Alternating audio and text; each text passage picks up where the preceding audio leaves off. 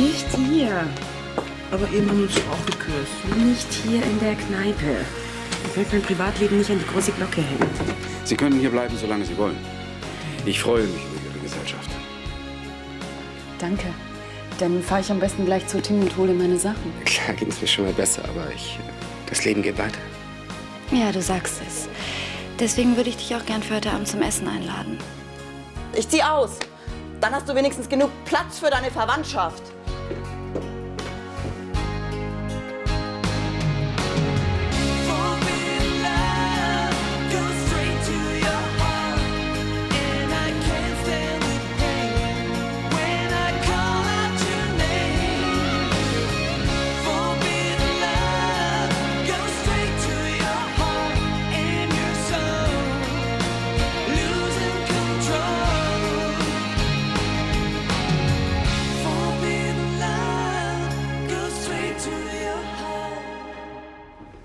Wo willst du denn hin? Keine Ahnung. Erst mal raus hier. Was soll denn das? Jetzt bleib hier. Warum? Ich wüsste keinen vernünftigen Grund, weshalb ich bleiben sollte. Ja, vielleicht, weil ich dich liebe. Klar, du liebst mich.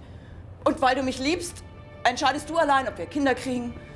Du entscheidest, dass du studierst. Du entscheidest, dass du deine Tochter aus dem Haus wirfst. Und jetzt entscheidest du, dass Erika und ihre Kinder hier einziehen. Ich unterstütze Erika, weil sie zu meiner Familie gehört. Immerhin ist sie die Schwester meiner verstorbenen Frau. Und was bin ich? Eine Fremde, auf die man keine Rücksicht nehmen muss. Tut mir leid. Hab nicht gewusst, dass ich dich so vor den Kopf stoße. Wie auch. Du bist ja den ganzen Tag damit beschäftigt, Probleme anderer zu lösen. Was ich davon halte, ist dir doch vollkommen egal. Du weißt, dass das nicht wahr ist. Warum hast du mich dann kein einziges Mal nach meiner Meinung gefragt? Das hab ich doch. Von wegen. Du hast mich vor vollendete Tatsachen gestellt und erwartet, dass ich zu allem Ja und Amen sage. Aber so funktioniert eine Partnerschaft mit mir nicht. So gut. Du hast recht. Ja. Du hast recht. Ich hätte dich in unsere Entscheidungen einbeziehen müssen. Aber ich bin ein sturer alter Esel, der Fehler macht. Gib mir noch eine Chance. Du hast selbst gesagt, dass eine Partnerschaft nur funktioniert, wenn man miteinander redet. Also, lass uns reden. Hm?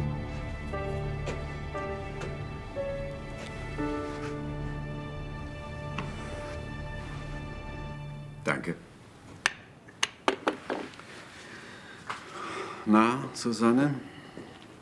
Ihnen scheint es ja noch nicht viel besser zu gehen. Hm? Es ist...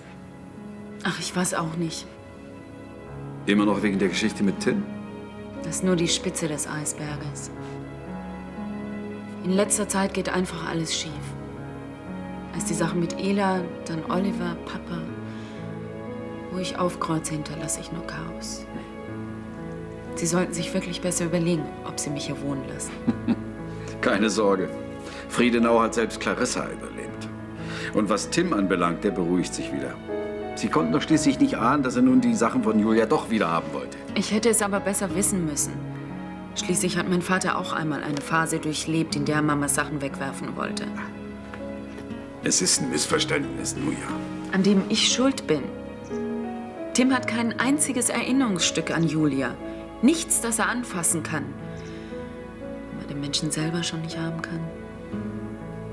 Ob nun Julias Sachen da sind oder nicht. Sie selbst muss hier drin bleiben, in unserem Herzen. Darauf kommt's an.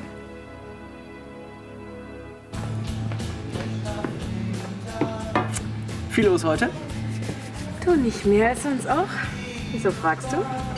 Nur so. Na komm, sag schon, was willst du? Die. Hier vor all den Leuten? Komm, nur einen Kuss, bitte. Kommt nicht in die Tüte. Oh, was ist, wenn ich dich trotzdem küsse? Hm? Du dann. Noch Fragen? Du bist verdammt hart zu mir, weißt du das? Kannst du mir auch sagen, warum? Weil ich nicht möchte, dass die Leute über uns reden. Sonst heißt es noch, die Geschäftsführerin treibt es mit ihren Gästen. Hm? Ja, und lass die Leute doch quatschen. Mir doch egal. Mir aber nicht. Ich will Erika aus einer Verlegenheit helfen, weiter nichts. Außerdem war nie die Rede davon, dass die drei für längere Zeit hier bleiben. Das Ganze ist eine vorübergehende Lösung. Und wie lange ist vorübergehend? Bis Erika eine passende Wohnung gefunden hat. Das kann ja ewig dauern. Oh, Erika ist eine gut verdienende Geschäftsfrau. Die wird etwas finden, und zwar sehr bald, da bin ich sicher.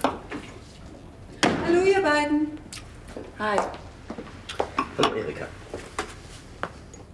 Wenn ich euch störe? Ja, tut mir leid, wir haben wirklich etwas miteinander zu besprechen, wenn du also so lieb bist.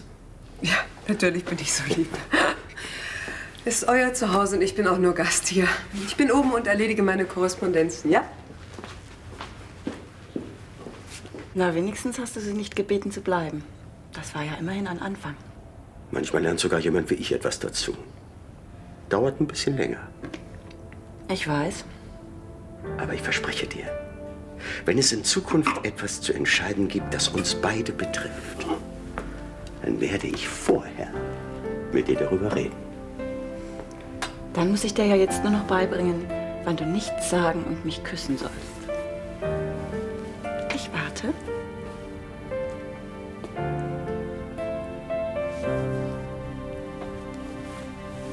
Sag mal, war das jetzt Tisch 2 oder 3?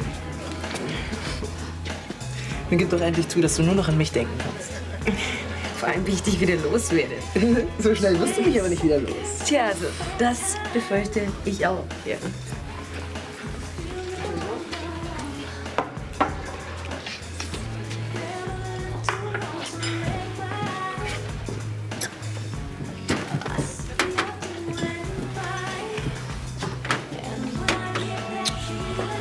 Ich halte ohne dich einfach nicht mehr aus. Dann geh kalt duschen. Okay, aber nur wenn du mitkommst. Also, wenn später Niklas kommt und mich ablöst, dann stehe ich dir voll zur Verfügung. Echt? Aber wir gehen baden. Baden? Ja, wir machen einen Ausflug zu einem Badesee. Picknick und Hat was, so mitten im Mai. Hm? Oh, Schätzchen. Keine Angst, ich werde dich dann schon warm halten. Hm? Tja, bleibt nur noch die Frage, wie kommen wir ohne Auto zu einem See? Werde ich Gero oder Sophie fragen, ob sie uns eins leihen? Und wenn sie Nein sagen? Tja, also, dann können wir immer noch was anderes machen. Hm? So. Wow. Du siehst fantastisch aus. Danke. Das hat schon lange kein Mann mehr zu mir gesagt. Dann wurde es höchste Zeit. Du siehst auch gut aus. Danke. Den Anzug hat Julia mal ausgesucht. Entschuldige, ich wollte nicht wieder alte Wunden aufreißen. Kein Problem. Konntest du ja nicht wissen. Tja, ich bin gespannt, ob du in der Spielbank genauso viel Glück hast wie beim Pokern zu Hause. Selbst wenn nicht. Deine Begleitung ist schon Gewinn genug. Ja? Rajan. Du gehst aus. Ja, Tim und ich, wir wollen Fortuna ein bisschen herausfordern. Wir gehen ins Casino. Schade. Ich wollte dich gerade fragen, ob wir nicht ein bisschen rausfahren. Kaffee trinken. Das ist nett, aber ich kann mich nicht daran erinnern, dass wir verabredet waren. Waren wir auch nicht. Ich habe nur gedacht, es wäre eine nette Idee. Ich konnte ja nicht wissen, dass du Ja, schon... das konntest du wirklich nicht wissen. Aber wie du siehst, bin ich schon verabredet. Kommst du?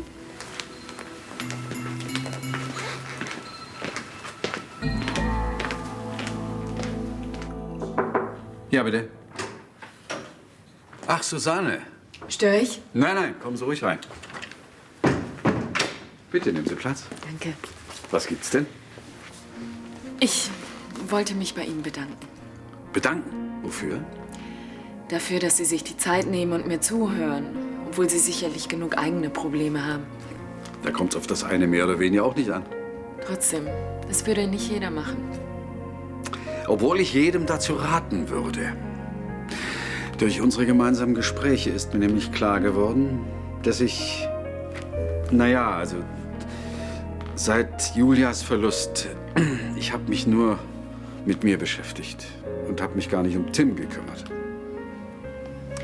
Ich würde ihm auch gerne helfen. Aber das letzte Mal ging ja gewaltig daneben. Na, und wenn wir gemeinsam eine Lösung finden? Kommen Sie mit spazieren? Mhm. Gut. Danke.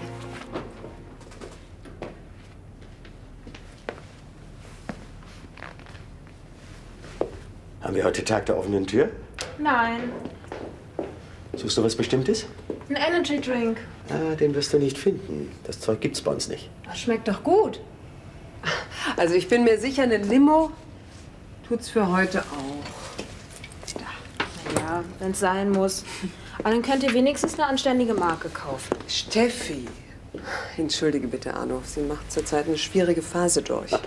Das kenne ich von meinen früher. Ja, aber das sind auch deine Kinder.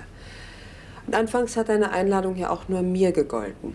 Also, ich könnte verstehen, wenn es dir lieber wäre, dass wir in ein Hotel ziehen. Ach, Erika, das kommt überhaupt nicht in Frage. Ela scheint auch gewisse Probleme zu haben mit unserer Anwesenheit. Aber was? Das bildest du dir ein, Erika. Also schön wär's, gab eine kleine Auseinandersetzung, aber die war eher prinzipieller Natur. Jetzt ist alles geklärt und wir können selbstverständlich bleiben. Sicher? Ja.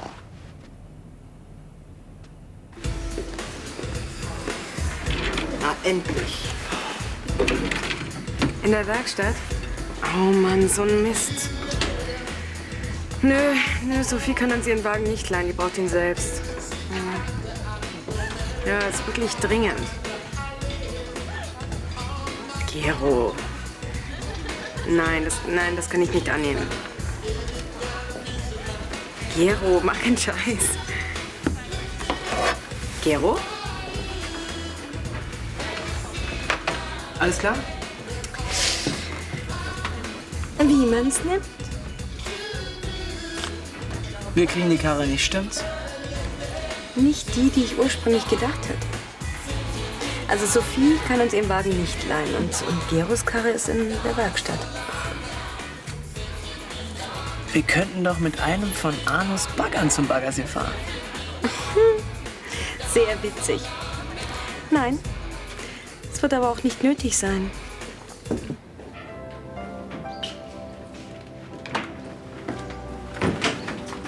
Sie hatten recht. So ein Spaziergang durch den Schlosspark tut unheimlich gut. Ja, besonders jetzt bei der warmen Frühlingsluft. Da erscheint einem vieles neu, heller, freundlicher. Vielleicht sollten wir es der Natur einfach nachmachen. Von vorn anfangen. Ganz leicht und locker. Und dann sollten wir dieses alberne Sie zwischen uns weglassen. Hm? Wenn Sie nichts dagegen haben. Natürlich habe ich nichts dagegen. Gut, darauf müssen wir aber demnächst trinken, ja? Gerne. Ja, und das mit Tim und deinem Vater, da finden wir eine Lösung. Dein Vater ist ein Dickschädel, gut, aber er ist dein Vater und er liebt dich.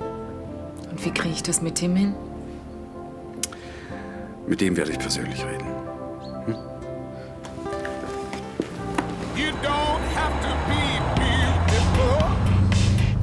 Sag mal, muss das sein?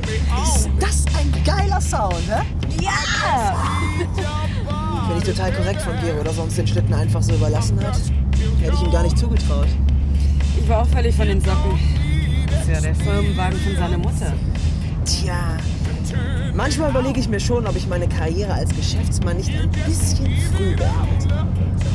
Du wirst doch wohl nicht rückfällig werden und doch wieder Schmuck verkaufen wollen. Nur wenn du mich so lange alleine lässt, dass ich auf dumme Gedanken komme. Und wenn du bei mir bist, kommst du dann auch auf schlechte Gedanken?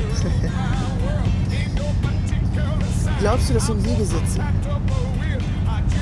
Hey, du hast mir richtig verdorbene Fantasie. Was kann ich denn dafür, dass ich nach dem Baden immer so müde bin? Na, das kann ja ein erholsamer Ausflug werden. Übrigens habe ich schon erwähnt, dass ich in meine Badung so verrückt bin. Aber wir haben doch schon zu Hause darüber gesprochen, als ich euch gesagt habe, dass ich hier eine neue Filiale aufmachen will. Aber da war nur die Rede davon, dass du dir hier eine Zweitwohnung suchst. Ich weiß. Ja, und warum sollen wir nun plötzlich alle umziehen? Weil ich gemerkt habe, dass 2 Tage in der Woche einfach nicht genug sind, um eine neue Agentur aufzubauen. Na toll. Nur weil du dich geirrt hast, müssen wir jetzt umziehen. Ja, aber so ein Umzug hat doch auch seine guten Seiten. Ach, welche denn? Ihr lernt neue Freunde kennen. Ja, ich komme mit meinen Alten aber super aus. Ich weiß auch nicht, ob ich hier so eine gute Freundin wie Gerdi finde. Andererseits, wenn es für dich wichtig ist, würde ich schon umziehen. Aber ich nicht. Also wenn du dir wegen der Schule Gedanken machst. Ich habe schon mit einem Direktor gesprochen und der meint auch, ein Umzug und ein damit verbundener Schulwechsel wären überhaupt kein Problem. Ach, Das hast du also auch schon alles organisiert? Wenn eh alles klar ist, warum fragst du uns denn eigentlich noch? Weil ich möchte, dass ihr meine Entscheidung versteht und hinter mir steht. Mit mir brauchst du nicht zu rechnen. Da wirst du aber keine andere Wahl haben. Abwarten. Ich bin nämlich mal gespannt, was Papa dazu sagt. Solange ich das Sorgerecht für dich habe, kann dein Vater überhaupt nichts machen.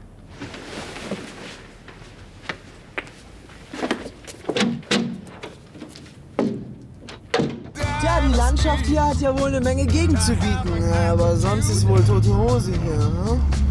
Ja, schade eigentlich. Das sind ja ganz neue Töne, die du da... die der Wagen von sich hören lässt. Hast du eine Ahnung, was das sein kann? Schwer zu sagen.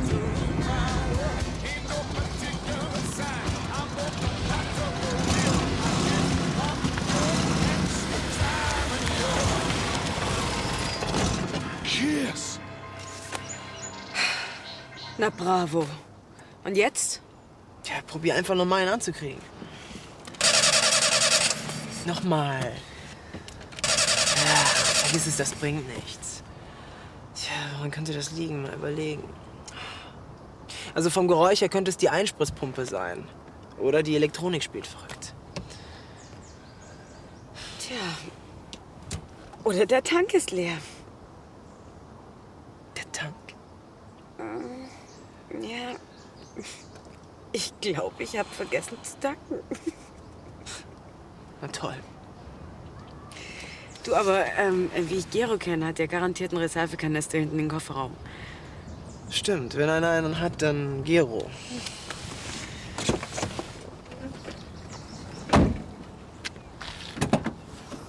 Na bitte, wer sagt's denn?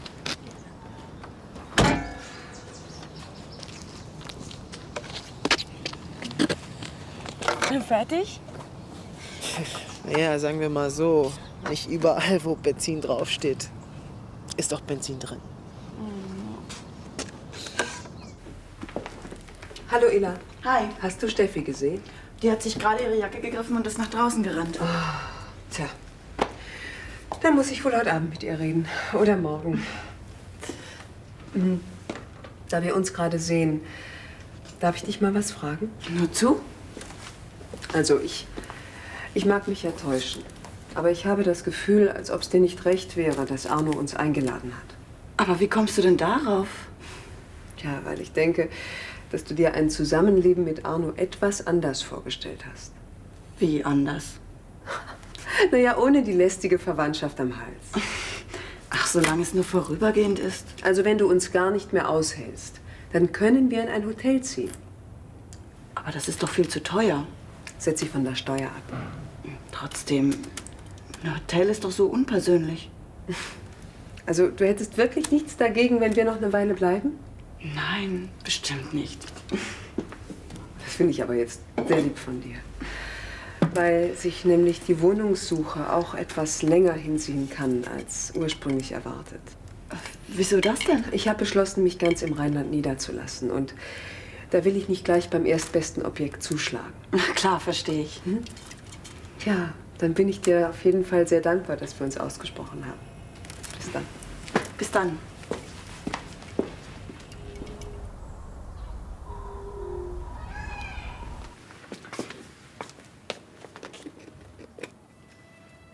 Diese Kette habe ich damals Julia an ihrem ersten Schultag geschenkt.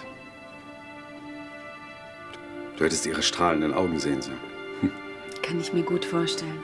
Julia sagte damals, Papa, wenn du mir immer so was Schönes schenkst, wenn ich in die Schule gehe, dann werde ich in Zukunft nur noch in die Schule gehen. Die Kette ist auch wirklich sehr schön. Und was hat das mit Tim zu tun? Diese Kette hat damals Julia geholfen. Vielleicht bringt sie jetzt Tim Glück. Du willst ihm geben? Ich denke, vielleicht hilft sie ihm. Und damit auch dir, denn dann hat er endlich wieder etwas ganz Persönliches von Julia. Das ist ein sehr schöner Gedanke. Aber wegen mir musst du das nicht machen. Ich kann das unmöglich annehmen. Doch, doch, das kannst du. Du musst sogar. Aber Kein Aber. Ich möchte, dass Tim diese Kette bekommt. Und dass du bald wieder genauso glücklich bist wie Julia damals. Hast du gesehen, wie die geglotzt haben? Tanja, was ist los? Komm rein. Nenn mir einen guten Grund, warum ich das tun sollte. Weil du auf Gewinner stehst. Das wird sich erst noch herausstellen. Was meinst du denn? Dass du noch nicht gegen mich angetreten bist.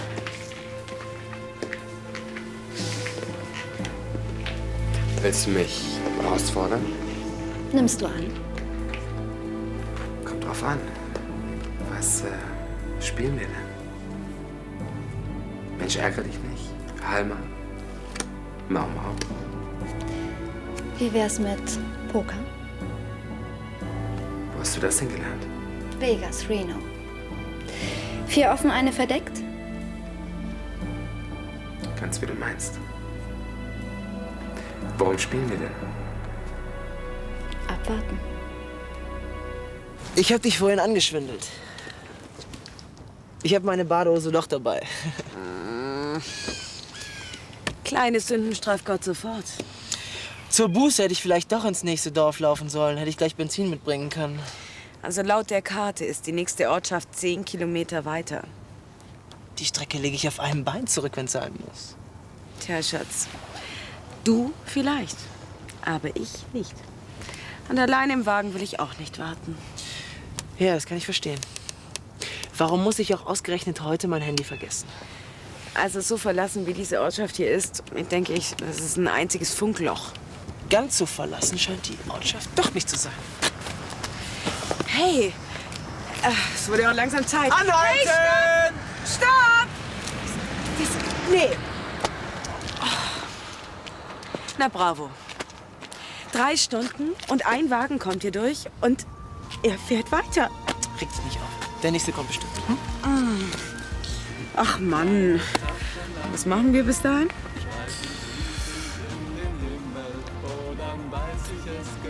Das wäre mein Vorschlag, wie wir die nächste Zeit sinnvoll nutzen könnten. Ja, dann ist das meiner.